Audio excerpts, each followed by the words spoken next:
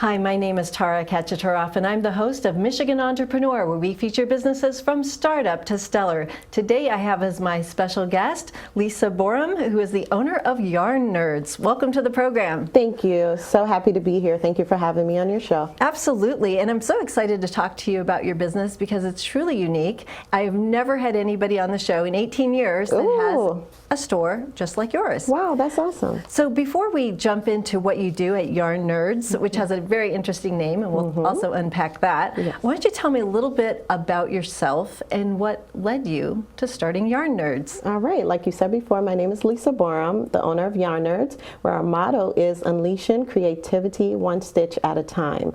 I have been knitting and crocheting for over 22 years. I love it. When I start having children, I would get my needles out and begin to make blankets and certain things for my children.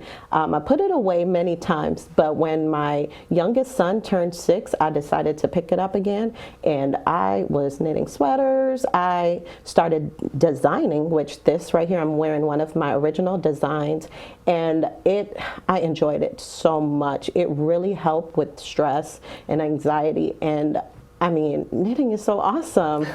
Yeah, so that's how I started. And that's a knitted sweater yes, as opposed to crochet? Knitted. Yeah, okay. This is knit, yes. That's amazing. Thank you. I mean, that's amazing. Thank you so much. It's beautiful too. And it's very cozy. Yeah. What kind of yarn is that? This yarn is a merino wool yarn. Merino wool, so it's nice and warm. Oh yes, definitely. Right. Yeah, very fashionable. I mean, it amazes me that anybody could knit something like that, and then I look at like the neck and wondering like, how do you get that all together to look that way? Yeah. And you did this all by hand. This is not by a machine. Hand work, folks. yes. Yes, a lot of math work to get into it because I created like multiple sizes, instructions for people to be able to purchase that PDF and make one for themselves. Oh, I see. So you're also, as part of what you do, you're creating the patterns. Yes, a knitwear designer, yes. Wow, yes. okay. Yes. You are the full service. Full service. All right, so we're going to talk about Yarn Nerds. How did you come up with that name? Well, I started a craft club with my 3 daughters. I have 3 girls and 3 boys, and I taught them all how to crochet and knit. So I said, girls, every Saturday, let's meet together for about 2 hours, and we plan a project, and we do it. And the second week, I was like, we need a name, you know? So we all wrote names, you know, ideas, put it into a little bucket, and we're shaking. And my second daughter, she came up with that name, Yarn Nerds. She actually said she was trying to write it into her tablet, Yarn Nerds, but the typo, you know, it turned it into Yarn Nerds. I was like, that's it. I love it. So that was the name of our group, our club, our knit club. So I was like, perfect name for the business. All because of correction on the phone. Oh, wow, that's unbelievable. They help and they don't help. Oh my God, that's hilarious. Yeah. So all your kids know how to knit and crochet? Well, except one, the youngest. I kind of tried to teach him to just use his hands instead of the needles. He thinks he's doing it, which is fun too. So when he gets older, you know, I'll work with him again. But yes, my 7-year-old boy knows how to knit. He caught on faster than the girls. And my 14-year-old son just learned how to crochet.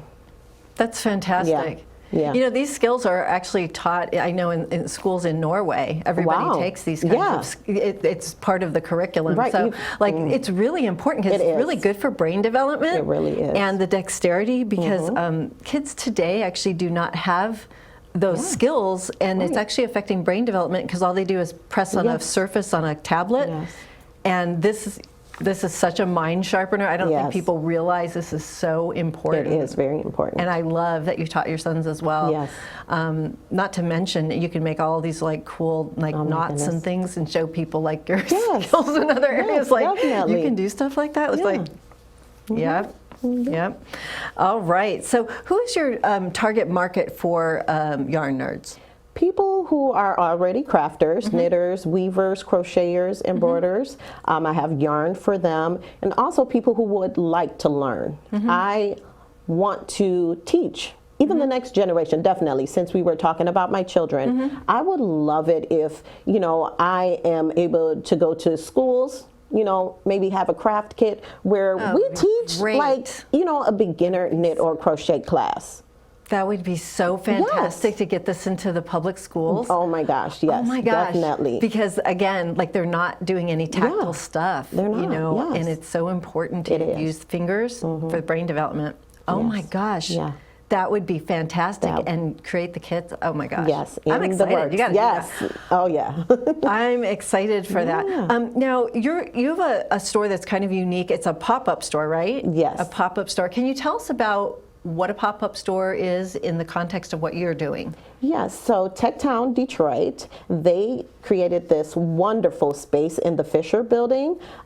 Basically, the first space, because this is my second pop-up space in the Fisher, the first space was a smaller space where every day I still go and I would have to bring my things out, you know, and that's a pop-up. If you go to different locations, you know, and you just bring your items and you set out a table and you put your items on it. So the first location I was able to bring my things out, which was very amazing. You know, people got to see me. I was literally across from the box office. So when people are coming to the theater at the Fisher building, they are looking over and they're seeing this yarn shop like, wow. And now Techtown, they worked with the platform that's in the Fisher, and they have 1,000 square feet space that they put me in. And it's awesome because now I get to see what it's like to really run a storefront, you know, actually be inside of a space. It's really beautiful. The building is beautiful. It's awesome.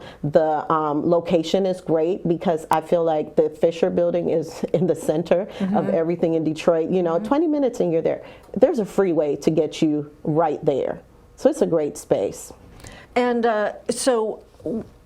because this is a pop-up, how long are you in a space? Yes. How does that work? I will be in this space until January 8th. January 8th. Yes. Okay, so through the holidays. Yes. And right now, I'm also thinking of where I will be next.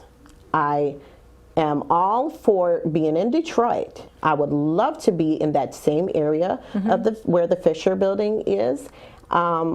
Right now, I'm excited to have the opportunity to see what it's like, and then I'll know, I can gauge what type of space I would want, you know, how big or how small, and, you know, go from there. I don't really know how the retail area is of the Fisher building. So is the first floor like all retail? What's above it? Are those offices? You have offices, and recently I think someone told me we're on the 4th floor that they have artists, like painters and, you know, like a creative space. Oh, I see. Okay. Which is nice. I but not retail necessarily, but more like an area for them to do their artwork. Yes. Oh, interesting. Yes. Okay. But yeah, I mean, being on that first floor. Oh my gosh, it's wonderful. And getting to know everybody that's there now. I mean, everybody is like family now. You know, even though I've only been there for like a month, everybody has been so welcoming. Now, because you're near the Fisher box office, and I assume most of the events they do are in the evenings? Yes. Okay, so do you open up, you're open before like the box office opens and before the event happens? Do you are you there after they let people out in the evenings? No, so we're open 12 to 6 is the original hours. Okay. But right now there's a Broadway show going on, and it starts at 8. Oh, okay. So we stay open for the people to come in, and we leave at 8:30 once they're inside the show, because that show probably runs, you know, maybe 2-3 hours. And then what Broadway show is it? Funny Girl. Oh, Funny Girl. Yes. Oh, I've heard it's pretty good.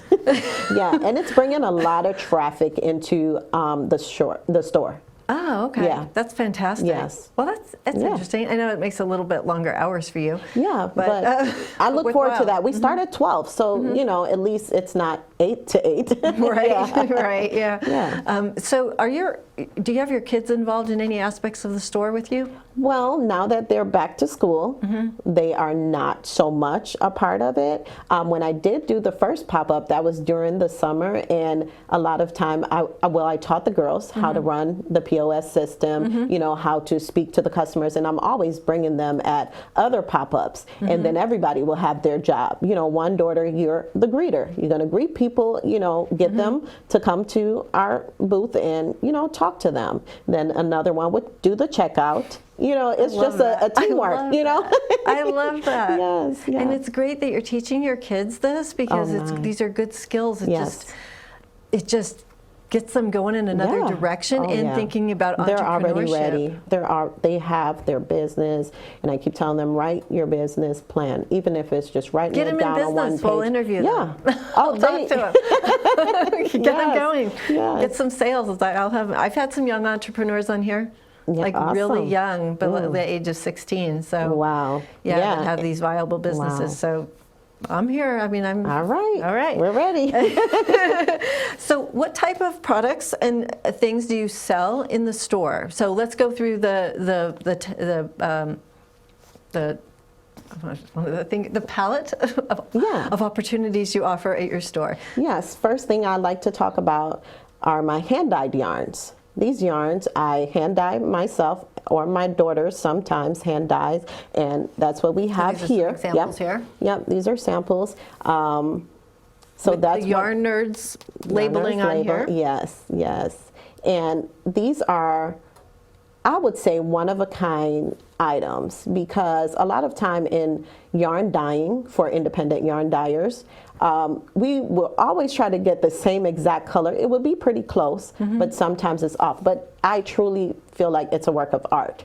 And I love dyeing yarn, because when I get in there, I have something in mind, and then I come out with something else. You know, so in the moment, it's such a creative. Yeah, and it's still good. And most of the times, the ones that I am not so happy about, those are the ones that sell faster. How do you dye yarn? You have to put it in like color, like vats of color? Make a dye bath.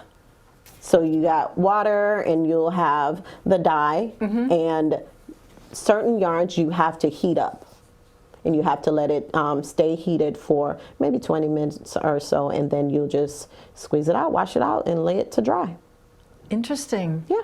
Wow. So you're literally doing. I'm planning on having a class, an event, so people can see the process, where they can actually come in and dye a skein of yarn themselves. Yes. Oh, neat. Yeah. I love that idea. Yes. Yeah. That's really a great idea. Yeah. Getting people involved in like the whole process, kind of like the whole production process. Yes, yes. Oh, neat. It's going to be great. If you could just get like the sheep and the, you know. I know, right? Oh my goodness. A spinning wheel. That's what you need also to add a spinning wheel. Definitely. I've seen people do that at Henry Ford, you know, the museum thing, where I've seen them do that. It's just so awesome. Fascinating. It is. Oh my gosh. Wow. Okay, so you have yarn dyeing. What else do you offer? Hand-dyed yarns, and I have other brand of yarns also there from other independent yarn dyers. I also have my knit journals, the yarn stash, my crochet journals, and in these journals you will put your yarns, your stash. We call it, you know, our stash. We buy yarn. Some of us more than others, we buy a lot. So sometimes to stay organized, we can jot down what yarn we have, how many we have, and then also your projects.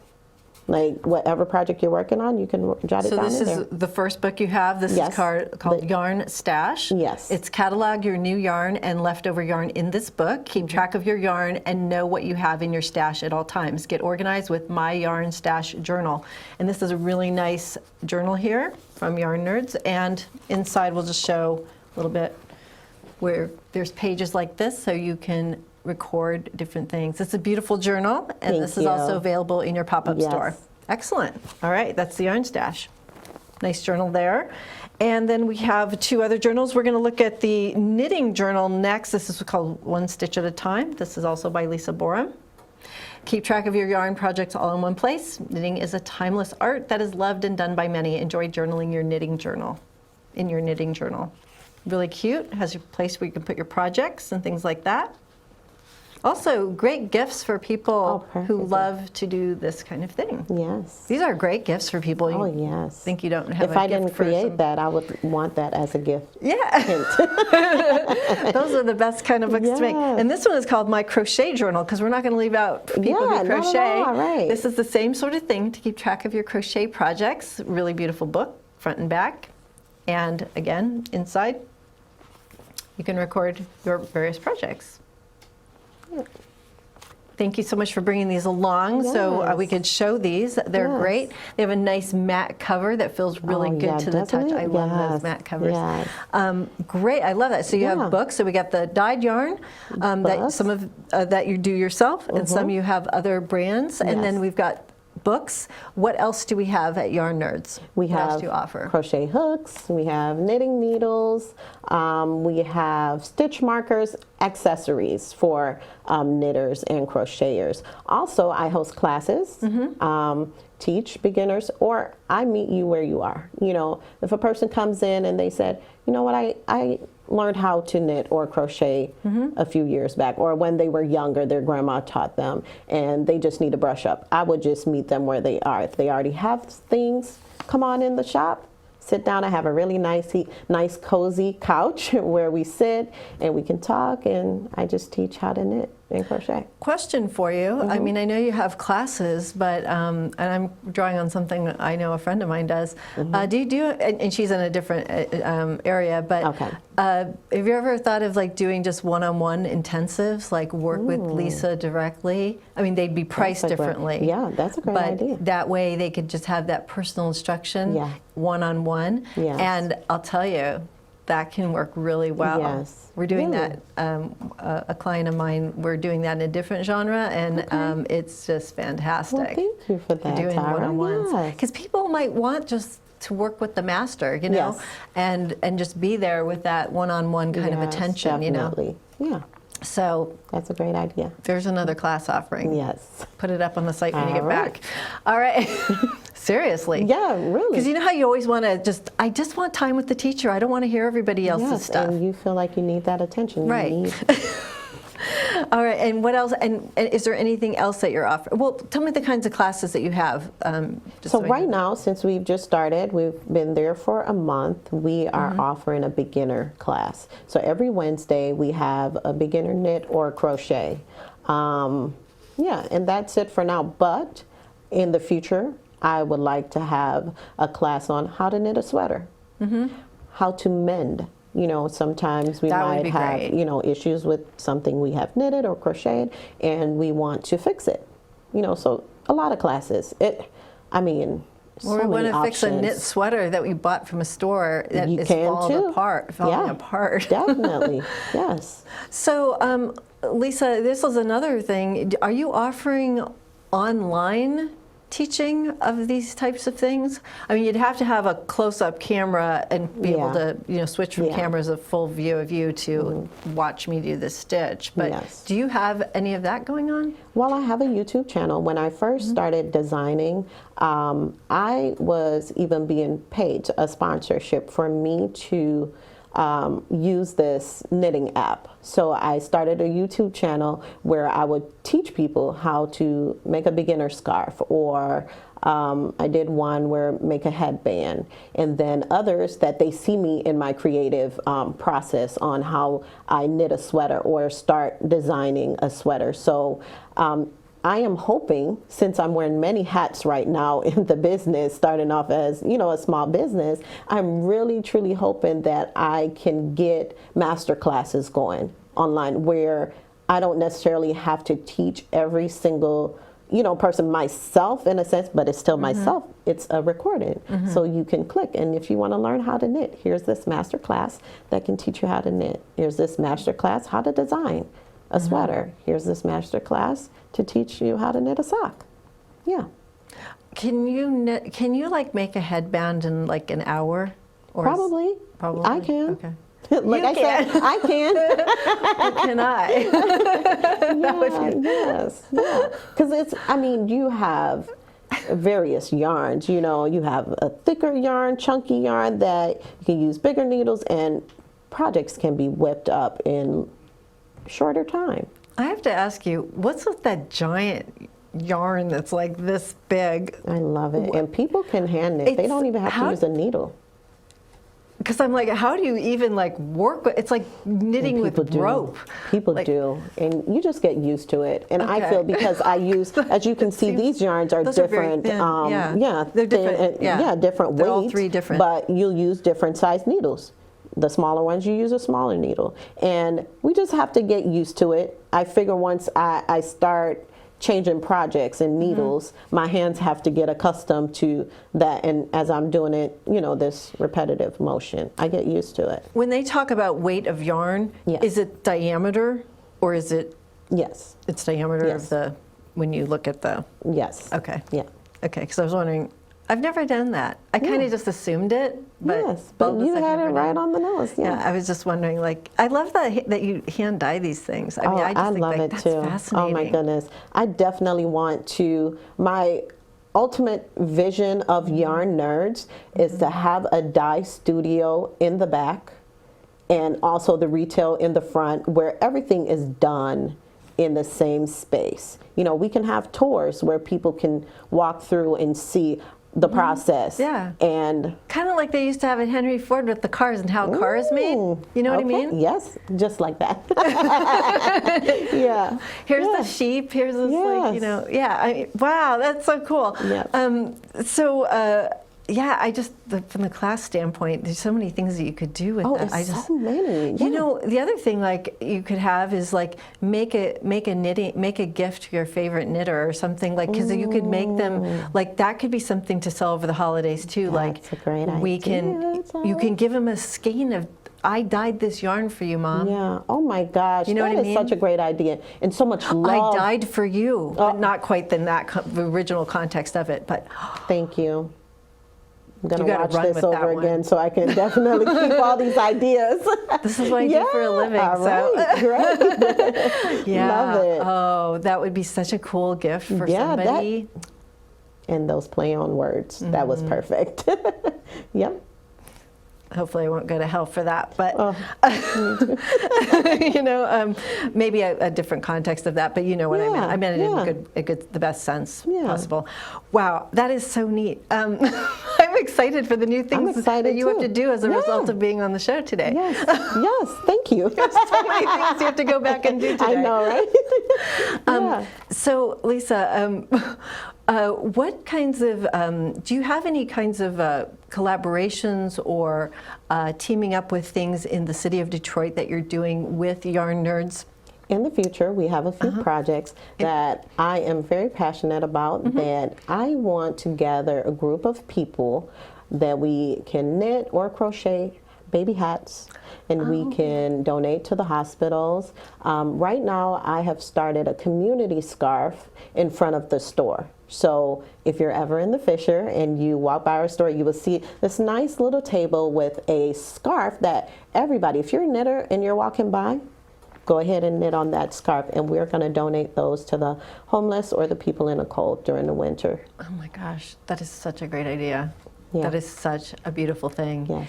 And you know, after the holidays, between Christmas and New Year's, there's just so many other projects you can do to kick off the new year. Yeah. You know? Definitely. Oh, wow. I'm excited. I am too. I'm excited. I can't wait to see these things in your store.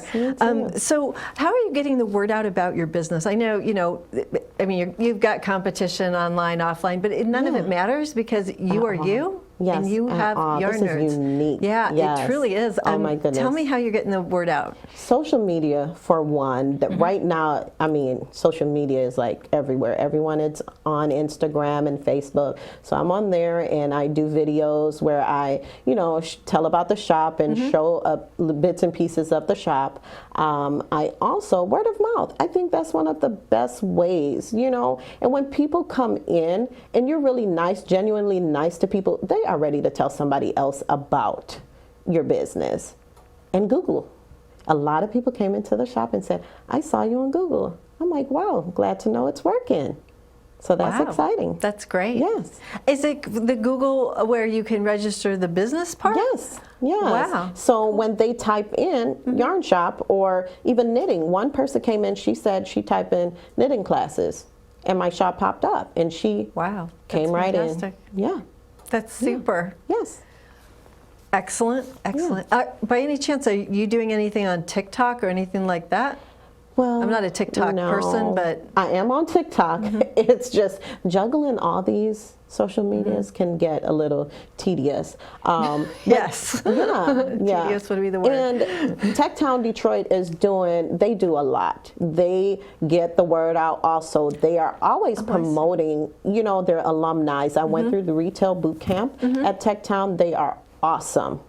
We have coaches, like I have a coach, like after I finished the program, 6 months of free coaching where they are literally like walking you through every step, and they are always promoting to other entrepreneurs and other business owners, and it's just awesome.